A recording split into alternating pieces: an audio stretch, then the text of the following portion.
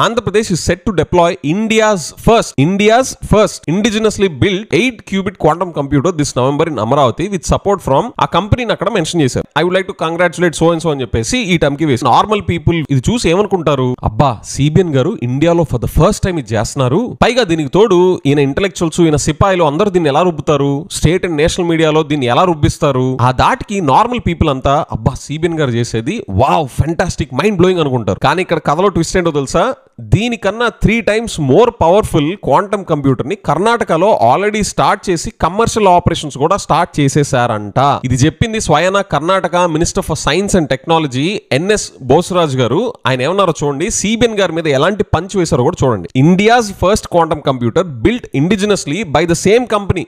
ఏ company అయితే CBN గారు code చేశారో ఆ కంపెనీనే కోడ్ చేస్తా ఆ కంపెనీతోనే వీళ్ళు తయారు చేసుకున్నారంట. India's first quantum computer built indigenously by that company right here in Bengaluru began its commercial operations since April 2025. CBN గారు 8 qubits అని చెప్పారు కదా, ఇది 25 qubits, 3 times కన్నా ఎక్కువ powerful quantum computer already April 2025 నుంచి స్టార్ట్ చేసి కమర్షియల్ సర్వీసెస్ కూడా స్టార్ట్ చేసేసారు.